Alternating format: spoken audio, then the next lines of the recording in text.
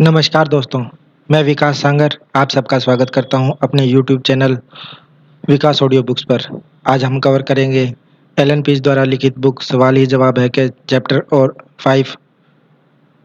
अगर आपको ये वीडियो पसंद आए तो वीडियो को लाइक और शेयर करना ना भूलें और अगर आप हमारे चैनल पर पहली बार आए हैं तो चैनल को सब्सक्राइब करना ना भूलें। तो without wasting the time let's begin. देह भाषा संकेतों को किस तरह पढ़ें? कई लोग स्पष्ट चीज़ों को नहीं देख पाते हैं, क्या आप देख पाते हैं? हम में से शायद हर कोई यह जानता है कि उसके व्यवहार से उसका दृष्टिकोण समझा जा सकता है। जब मैंने 1976 में बॉडी लैंग्वेज लिखी थी, तब मुझे यह आभास भी नहीं था कि दुनिया पर इसका इतना ज़्यादा प्रभाव पड़ेगा। इसकी 33 भाषाओं में 40 लाख से अधिक प्रतियां बिकी। हमारे मूल देह भाषा शोध और उसके बाद हुए अनगिनत अध्ययनों से यह पता चलता है कि आमने-सामने की मुलाकातों में आपके श्रोताओं पर आपके संदेश का प्रभाव इस तरह होता है। शब्द समग्र प्रभाव का 7 से 10%, स्वर समग्र प्रभाव का 20 से 30%, देह भाषा समग्र प्रभाव का 60 से 80%। यह दर्शाता है कि आपने देखने के ढंग, हाव-भाव, मुस्कुराहट, वेशभूषा और चलने के तरीके से सामने वाले पर सबसे अधिक प्रभाव पड़ता है। आपके द्वारा प्रयुक्त शब्दों के प्रभाव से 3 गुना अधिक महत्वपूर्ण होता है शब्दों के कहने का आपका तरीका। पढ़ने के 3 नियम। नंबर 1, संकेत समूह को पढ़ना। हर भाषा की तरह देह भाषा भी शब्दों, वाक्यों, वाक्यांशों और विरामों से मिलकर बनती है। हर संकेत एक अकेला शब्द है, जिससे कई अलग-अलग अर्थ हो सकते हैं। जब आप एक शब्द को दूसरे शब्द के साथ एक वाक्य में रखते हैं, तभी आप पूरी तरह इसका अर्थ समझ सकते हैं। संकेत जिन वाक्यों में आते हैं, उन्हें हम संकेत समूह कह सकते हैं। कभी भी किसी संकेत का अकेले विश्लेषण ना करें। उदाहरण के तौर पर सिर खुजाने के कई मतलब हो सकते हैं। डैंड्रफ, पिस्सू, पसीना, अनिश्चितता, भुलक्कड़पन या झूठ, जिसका सही अर्थ उसी समय दिखाई दे रहे अन्य संकेतों पर निर्भर करता है। सही अर्थ समझने के लिए हमेशा पूरे संकेत समूह को पढ़ें, जो कम से कम 3 संकेतों से मिलकर बना हो। चित्र एक सामान्य आलोचनात्मक मूल्यांकन संकेत समूह दर्शाता है। शरीर के सामने एक हाथ, दूसरा हाथ चेहरे पर और अंगूठा ठुड्डी पर इशारा देता हुआ, पैर आर-पार और भौहें चढ़ी हुई। कभी भी अकेले संकेत को पढ़ने का प्रयास न करें, ऐसा नाक में खुजली के कारण भी हो सकता है। पुस्तक के इस खंड में हम संकेतों का एक-एक करके विश्लेषण तो करेंगे, पर सामान्यतः संकेत इस तरह नहीं देखे जाते, वे तो समूहों में देखते हैं। नियम 2, पृष्ठभूमि पर का विचार करें। संकेत समूहों का विश्लेषण उस पृष्ठभूमि में होना चाहिए जिसमें वे नज़र आते हैं। उदाहरण के तौर पर अगर कोई व्यक्ति बस स्टैंड पर अपने हाथ और पैर आर-पार बांधकर खड़ा हो, उसकी ठुड्डी नीचे हो और मौसम ठंडा हो, तो इस बात की संभावना अधिक होती है कि उसे ठंड लग रही है, ना कि वह सुरक्षात्मक मुद्रा में है। अगर कोई इन्हीं संकेतों का प्रयोग तब करता है जब आप मेज़ पर उसके सामने बैठकर उसे अपना विचार बेचने का प्रयास कर रहे हों, तो इसी संकेत समूह पर आप यह अर्थ निकाल सकते हैं कि वह व्यक्ति परिस्थिति को लेकर शायद नकारात्मक या सुरक्षात्मक रुख अपना रहा है। नियम 3, सांस्कृतिक भिन्नताओं का ध्यान रखें। एक संकेत जो एक देश में एक चीज़ का प्रतीक होता है, दूसरे देश में वह किसी दूसरी चीज़ का प्रतीक हो सकता है। उदाहरण के तौर पर चित्र 3 में दर्शाई गई अंगूठी मुद्रा का अर्थ पश्चिमी देशों में आमतौर पर ओके या अच्छा होता है। इसका ओके अर्थ उन सभी देशों में मान्य है जहाँ पश्चिमी टेलीविज़न कार्यक्रम देखे जाते हैं और हालाँकि पूरी दुनिया में यह अर्थ फैल रहा है, परंतु कई जगहों पर इस मुद्रा के अलग उद्गम और अर्थ भी होते हैं। उदाहरण के तौर पर फ्रांस में इसका अर्थ शून्य या कुछ नहीं होता है, जापान में इसका अर्थ पैसा होता है और कई भूमध्य सागरीय देशों में यह यौन अपमान का संकेत होता है। मूलभूत देह भाषा के अधिकतर संकेत हर जगह एक से होते हैं। जब लोग खुश होते हैं तो वे मुस्कुराते हैं, जब वे दुखी होते हैं या गुस्सा होते हैं तो वे भौहें चढ़ा लेते हैं या नाक फुला लेते हैं। सिर हिलाने का अर्थ भी हर जगह हाँ या सकारात्मक होता है और जैसा पहले ही बताया जा चुका है, यह संकेत सिर झुकाने का एक तरीका है। मुस्कुराहट शायद जन्मजात होती है, क्योंकि जिन लोगों में बचपन से ही देखने की शक्ति नहीं होती और जो इसे वास्तव में कभी नहीं देख पाते, वे भी इसका प्रयोग करते हैं। मैं इस खंड में देह भाषा संकेतों का एक आसान शब्दकोश प्रस्तुत करना चाहूँगा, जो अधिकतर संस्कृतियों में समान है और ये ऐसे संकेत हैं जो आमने-सामने की प्रस्तुतियों में आपके सर्वाधिक काम आएँगे। महिलाएँ क्यों बेहतर समझ सकती हैं? जैसा हमने अपनी पुस्तक why man don't listen and women can't read maps में लिखा है, पुरुषों का दिमाग छोटे-छोटे शब्दहीन और स्वर संबंधी संदेश समझने के लिए पूरी तरह अनुकूल नहीं होता। इसीलिए महिलाएं कई पुरुषों को दूसरों की आवश्यकताओं या भावनाओं के प्रति लापरवाह या असंवेदनशील समझती हैं। सार्वजनिक स्थानों पर महिलाएं कई बार पुरुषों से यह कहती हैं, क्या तुमने मेरी आंख का इशारा नहीं देखा था? तुम्हें यह समझ जाना चाहिए था कि मैं पार्टी छोड़कर घर आना चाहती थी। वह आँख का इशारा बहुत सी महिलाओं को साफ समझ में आ सकता है, पर बहुत से पुरुषों को यह बिल्कुल भी समझ में नहीं आता। पुरुष निष्ठुर नहीं होते, उनका दिमाग ही इस तरह से नहीं बना होता कि वे देह भाषा के सूक्ष्म संकेतों को पढ़ सकें। जब कोई महिला कहती है कि उसे कोई व्यक्ति समूह के विचार से आहत या असहमत दिख रहा है, तो वह वास्तव में चोट या असहमति देख रही है। उसे यह पता चल जाता है कि किस व्यक्ति की देह भाषा समूह से अलग जा रही है। अधिकतर पुरुषों को आश्चर्य होता है कि महिलाएं किस तरह असहमति, गुस्सा, चालाकी और चोट को देख सकती हैं। ऐसा इसलिए होता है क्योंकि अधिकतर पुरुषों के मस्तिष्क देह भाषा के सूक्ष्म वर्णन पढ़ने के लिए उतने सक्षम नहीं होते, जितने कि महिलाओं के होते हैं। इसलिए आमने-सामने की मुलाकात में किसी महिला के से झूठ बोलने का प्रयास करना नासमझी होगी। फ़ोन पर ऐसा करने में कम जोखिम होता है। देह भाषा पढ़ना कैसे सीखें?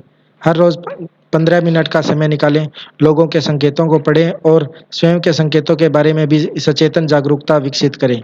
देह भाषा पढ़ने से सबसे अच्छी जगह वह होती है जहाँ बहुत से लोग आपस में मिलते और चर्चा करते हैं। हवाई अड्डा मानवीय संकेतों के सातों रंगों के अवलोकन के लिए बहुत अच्छी जगह है, क्योंकि वहाँ पर लोग खुलेआम उत्सुकता, गुस्सा, दुःख, खुशी, बेताबी और दूसरी भावनाओं का इज़हार संकेतों के माध्यम से करते हैं। सामाजिक समारोह, व्यावसायिक बैठकें और गोष्ठियाँ भी अध्ययन के उपजाऊ मैदान हैं। टीवी देखना भी सीखने का एक बेहतरीन तरीका है। आवाज़ को बंद कर दें और केवल तस्वीर देखकर ही यह समझने का प्रयास करें कि क्या हो रहा है। कुछ मिनटों के बाद आवाज़ चालू करके आप यह जाँच कर सकते हैं कि आपका शब्दहीन अध्ययन कितना सही है। आपको बहुत अधिक समय नहीं लगेगा जब आप बिना आवाज़ के पूरा कार्यक्रम देख सकेंगे और क्या हो रहा है यह समझ सकेंगे। जिस तरह कि गूंगे बहरे लोग समझ सकते हैं, एक वीडियो कैमरे का प्रयोग करके प्रस्तुति देते हुए स्वयं की फ़िल्म बनाएँ और इसे बिना आवाज़ के चालू करें और अपने दोस्तों या रिश्तेदारों से अपनी प्रस्तुति का मूल्यांकन करने को कहें। देह भाषा की त्वरित मार्गदर्शिका। यहाँ पर हम सबसे अधिक प्रयोग में आने वाले देह भाषा संकेतों की संदर्भ सूची दे रहे हैं, जो आपकी प्रस्तुति के दौरान सहायक सिद्ध होगी। हाथ बाँधना, कुछ विचार और उद्गम। शरीर के सामने हाथ बाँधना या शरीर के सामने हाथ आड़े रखना एक असंबद्ध और सुरक्षात्मक दृष्टिकोण दर्शाता है। यह एक जन्मजात संकेत है और 70% लोग अपनी बाईं बाँह को दाईं बाँह के ऊपर बाँधते हैं। इस आदत को बदलना लगभग असंभव सा प्रतीत होता है। इसका उद्देश्य यह है कि किसी भी प्रकार के आक्रमण से दिल और फेफड़ों की सुरक्षा हो जाए और अधिकतर वानर तथा वनमानुष भी इसी वजह से इस मुद्रा का प्रयोग करते थे। इस संकेत में किए गए शोध बताते हैं कि सुनते समय जो श्रोता इस मुद्रा का प्रयोग करते हैं, वे उन लोगों से 38% कम समझते हैं जो खुली स्थिति में होते हैं। जब प्रस्तुतकर्ता के प्रदर्शन के बारे में उनसे पूछा गया तो हाथ बांधने वाले लोगों ने छोटे वाक्यों का प्रयोग किया, नज़रें कम मिलाई, पीछे टिककर अधिक बैठे और प्रस्तुतकर्ता के प्रदर्शन के प्रति अधिक आलोचनात्मक रुख अपनाया, बजाय उन श्रोताओं के जो बिना हाथ बांधे बैठे थे।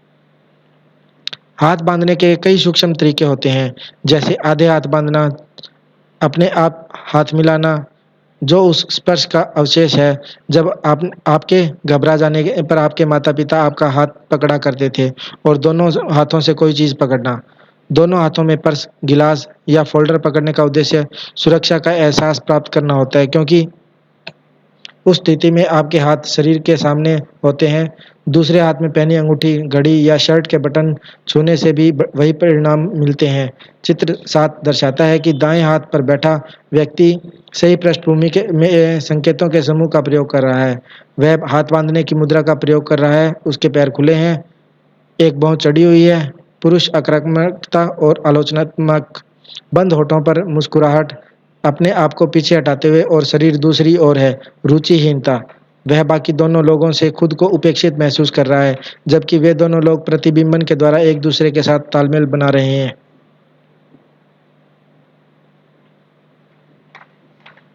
कारण और परिणाम की समस्याएं। उदाहरण के तौर पर यह मान लें कि कोई व्यक्ति नकारात्मक, सुरक्षात्मक, सबसे अलग या विरोधी महसूस कर रहा है। इस बात की काफी संभावना है कि वह अपने रवैये को अपने सीने के आर पार हाथ बांधकर शब्दहीन संकेतों में व्यक्त करेगा।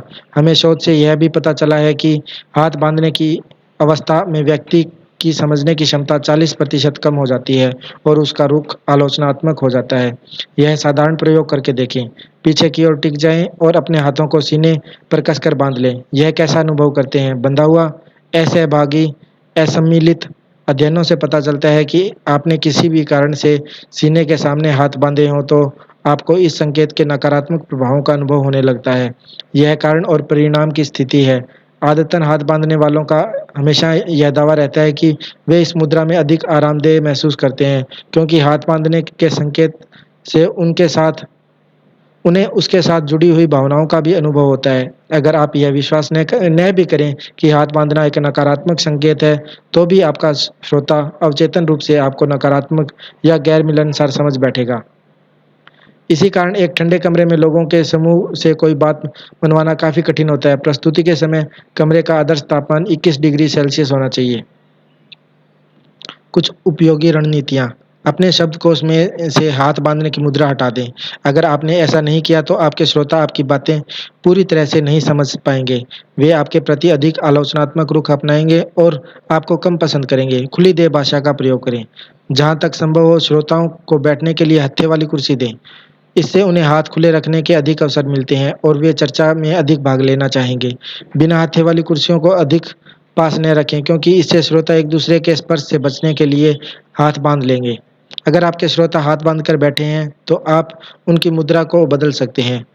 आप अपने सवालों के जवाब में उनसे हाथ उठवा सकते हैं, उन्हें शारीरिक रूप से शामिल होने वाला अभ्यास दे सकते हैं, उन्हें टिप्पणी लिखने के लिए पेन और कागज दे सकते हैं या उन्हें गर्म पेय दे सकते हैं। हाथ से चेहरे को छूना। कुछ निष्कर्ष और स्रोत। वे सभी शोधकर्ता जिन्होंने हाथ से चेहरे के स्पर्श के संकेत का अध्ययन किया है, सहमत हैं कि इसका संबंध नकारात्मक भावनाओं से है। पश्चिमी और अधिकतर यूरोपीय लोग उस समय हाथ से चेहरे को ज़्यादा छूते हैं जब वे झूठ बोलते हैं। यह एशियाई लोगों के साथ नहीं होता, जो धार्मिक कारणों से सिर छूने से बचते हैं, पर झूठ बोलते समय उनके पैरों की हरकत बढ़ जाती है। बच्चों में आमतौर पर देखा जाता है कि झूठ बोलते वक्त वे अपना चेहरा छुपा लेते हैं। वयस्कों में भी यह चित्र 8 की तरह देखा जा सकता है। झूठ बोलते समय नाक की संवेदनशीलता बढ़ जाती है, जिसके कारण नाक से स्पर्श बढ़ जाता है। आंखों को हाथ से छुपाने से हम वह नहीं देख सकते जो हम नहीं देखना चाहते या जिस पर हमें विश्वास नहीं होता। यह आंख मलने की मुद्रा का उद्गम स्रोत है। कान मलना, सर गर्दन को खुजाना भी यह संकेत देते हैं कि व्यक्ति अनिश्चित है या जो कहा जा रहा है उस पर वह विश्वास नहीं कर रहा है। कुछ उपयोगी तकनीकें। हमेशा हाथ से चेहरे को छूने के संकेतों को समूहों में और उनकी पृष्ठभूमि में पढ़ें। कभी भी नाक की खुजली को धोखे का संकेत न समझें। अपनी प्रस्तुति के दौरान हाथ से चेहरे के स्पर्श संकेतों से हमेशा परहेज करें, क्योंकि इनके प्रयोग से आपके श्रोता आप पर कम विश्वास करेंगे। वीडियो कैमरे के सामने अभ्यास करें या शीशे के सामने खड़े होकर रिहर्सल करें, ताकि चेहरे को छूने की आपकी आदत खत्म हो जाए। अगर आपकी प्रस्तुति के दौरान कोई हाथ से चेहरे के स्पर्श संकेत का प्रयोग कर रहा हो तो यह करें। मुझे लगता है कि आप कोई सवाल पूछना चाहते हैं। क्या आप बताएंगे कि आपका सवाल क्या है? इसका ज़्यादा प्रबल तरीका यह है कि आपकी देह भाषा बता रही है कि आप कुछ पूछना चाहते हैं। क्या आप बताएंगे कि आपका सवाल क्या है? इस आखिरी प्रश्न को पूछते समय सावधानी बरतें, क्योंकि यह कई बार अपमानजनक लगता है। यह व्यावसायिक प्रश्नकर्ताओं द्वारा प्रयुक्त किया जाता है। सकारात्मक देह संकेत। सिर झुकाना। जब हम उस चीज़ में रुचि लेते हैं जो हम देख या सुन रहे हो, तो हम अपने सिर को एक ओर झुकाते हैं। अगर आपका संभावित ग्राहक अपना सिर एक ओर झुकाते हुए हो तो भी प्रस्तुति जारी रखें। अगर उसका सिर सीधा होता है और या इधर-उधर हिलने-डुलने लगता है या उसका सिर उसके सीने पर गिर जाता है, तो उसका ध्यान अपनी ओर दोबारा खींचें या बातचीत की दिशा बदलें।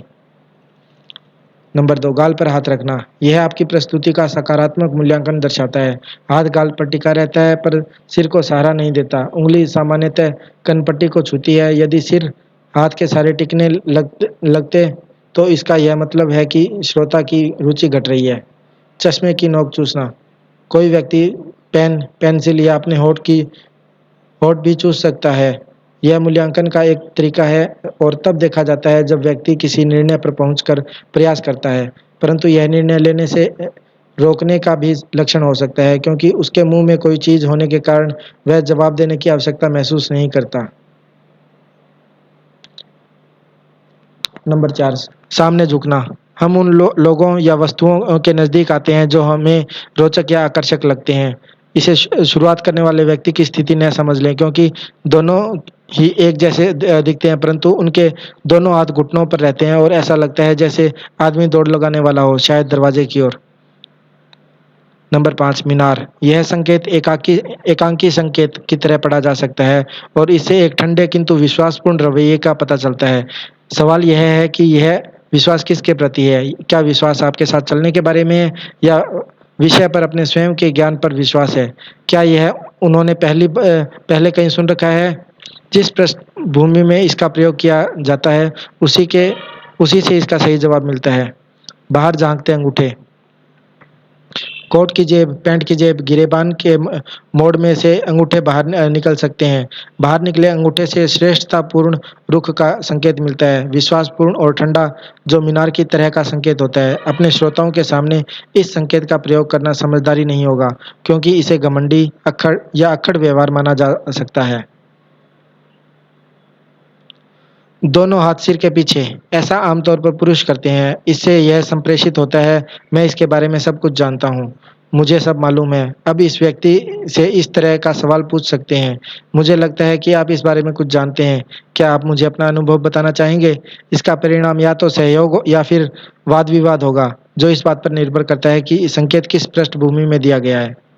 नकारात्मक देह संकेत। आलोचनात्मक मूल्यांकन। यह संकेत काफ़ी इस्तेमाल होता है या इससे श्रोता के आलोचनात्मक विचारों का प्रदर्शन होता है। तर्जनी उंगली गाल के ऊपर टिकी रहती है, उंगली ठुड्डी का सहारा देती है और मध्यम उंगली या तो मुंह पर या मुंह के आसपास होती है। आपका विचार क्या है? इस तरह का सवाल उस व्यक्ति की भावनाओं को सामने ला सकता है। नंबर 2, काल्पनिक रोयां चुनना। काल्पनिक रोयां चुनना यह बताता है कि जो कुछ भी कहा जा रहा है व्यक्ति उससे असहमत है। जब वह व्यक्ति काल्पनिक फाया या रोयां चुन रहा होता है तो वह दूसरी ओर देखने लगता है। इस तरह के व्यक्ति से मुझे लगता है आप कोई प्रश्न पूछना चाहते हैं, जैसे सवाल पूछना ठीक रहेगा। नंबर 3, कॉलर खींचना। जब कोई चुपचाप गुस्सा होता है, विचलित होता है या धोखा देता है तो उसकी गर्दन में सनसनाहट या झुनझुनी का एहसास होता है। इस स्थिति में उस व्यक्ति की इच्छा होती है कि वह गर्दन से कॉलर को खींचकर अलग कर ले।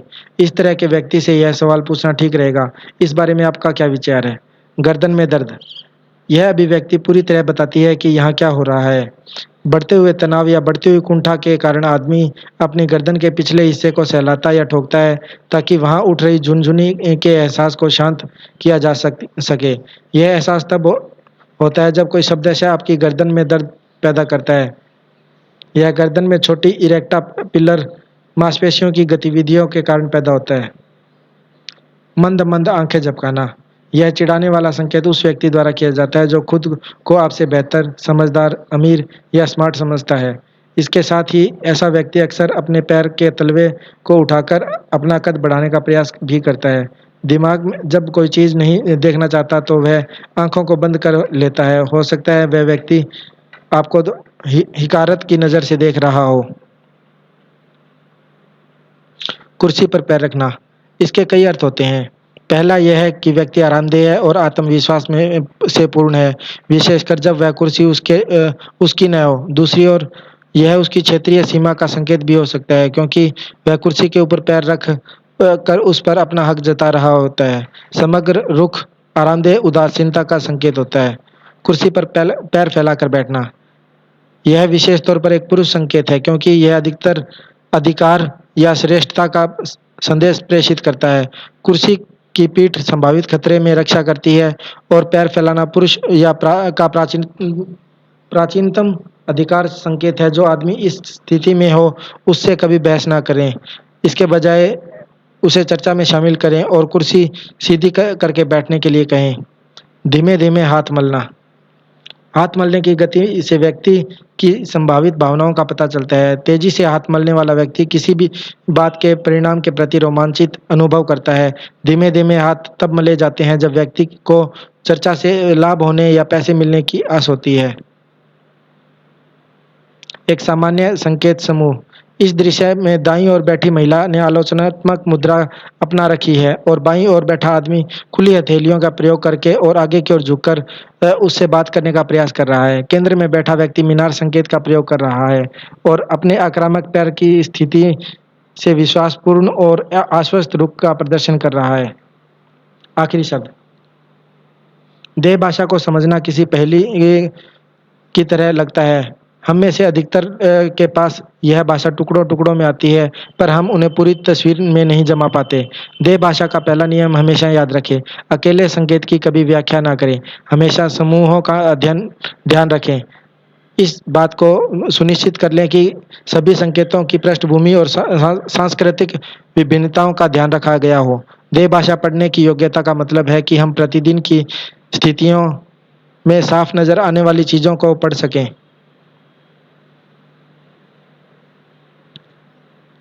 अब अगले चित्र को देखें। आपको क्या नजर आ रहा है? समापन। आपने कितनी बार किसी को उच्च स्तरीय नेटवर्क के बारे में यह कहते सुना होगा, उसमें कुदरती प्रतिभा है या वह जन्मजात सेल्समैन है। आपने किसी डॉक्टर या इंजीनियर के बारे में कुदरती प्रतिभा वाले इंजीनियर या जन्मजात फार्मासिस्ट या जन्मजात डॉक्टर वाक्यांश नहीं सुने होंगे। हम जानते हैं कि ये वाक्यांश वैज्ञानिक व्यवसाय है। विज्ञान एक दक्षता या तकनीक है जिसे क्रमबद्ध अध्ययन के द्वारा प्राप्त किया जाता है और जो निष्कर्ष, प्रयोग और मापन पर आधारित होते हैं। उच्च स्तरीय नेटवर्क कार्यकर्ता कुदरती प्रतिभा वाला या जन्मजात नहीं होता। उच्च स्तरीय नेटवर्किंग एक विज्ञान है, एक सीखने की कला जो दूसरे विज्ञानों की तरह है। यह पुस्तक आपको कई सशक्त तकनीकें प्रदान करती है और यह सिखाती है कि आप उनका किस तरह प्रयोग कर सकते हैं, किस तरह अपनी प्रगति को माप सकते हैं या उसमें सुधार कर सकते हैं और लोगों से बात करते समय किस तरह से ध्यान दे सकते हैं। नेटवर्किंग का विज्ञान एक सीखने वाली कला है जिसमें दूसरे विज्ञानों की तरह ही पूर्ण निष्ठा, लगातार मेहनत और सतत अभ्यास की आवश्यकता होती है। सफलता की यात्रा में नेटवर्क कार्यकर्ता के सामने उत्पन्न होने वाली सबसे बड़ी चुनौतियों में से एक है नकारात्मक प्रतिक्रिया के प्रति अति संवेदनशीलता। जब आप इस पुस्तक में दी गई तकनीकों का प्रयोग करते हैं तो आपकी समझ में आएगा कि हर हाँ आपके लक्ष्यों को प्राप्त करने की दिशा में एक सकारात्मक कदम है। अपने औसत को बनाए रखने से आपके सामने यह बार बार सिद्ध होता रहेगा। यह पुस्तक कैसे करेंगे के रहस्य बताती है, जो कईयों के लिए सबसे बड़ी बाधा है। अब बाकी आप पर है। नेटवर्क मार्केटिंग बिजनेस बिना शोर शराबे या विज्ञापन के लगभग रातों रात विकसित हुआ है और अंततः यह सबसे बड़ा बिजनेस सिस्टम बन सकता है। इसकी सफलता वितरण तंत्र पर निर्भर करती है जो पूरी तरह अपने सदस्यों के उत्साह के बलबूते पर ही चलता है। यह मनुष्य के दिमाग द्वारा सोचे गए सर्वाधिक महत्वपूर्ण और व्यापक अवसरों में से एक है। इस पुस्तक से आपको ऐसी कई कुंजियां मिलती हैं जिनसे आप इस तंत्र के खजाने के ताले को खोल सकते हैं और आप सफलता की और तेज गति से आगे बढ़ सकते हैं। इस पुस्तक में बताई गई हर बात आजमाई हुई है, उसका परीक्षण किया गया है और उसके तत्काल परिणाम मिलते हैं। हर चीज़ काम करेगी, बशर्ते कि आप काम करें। सफलता की चोटी पर पहुंचने के लिए अब किसी बहाने की गुंजाइश नहीं है, इसलिए अपने लक्ष्य बनाएं और उनकी ओर बढ़ें। Allan Pease. धन्यवाद दोस्तों, वीडियो को अंत तक देखने के लिए आपका धन्यवाद। और अगर आपको हमारी वीडियो में कोई सुधार या कोई आपका सुझाव है तो कमेंट सेक्शन में उसे ज़रूर टाइप करें और हम कोशिश करेंगे कि आपको अगली वीडियो में और बेहतर क्वालिटी प्रोवाइड करवाई जा सके। Thank you for watching this video.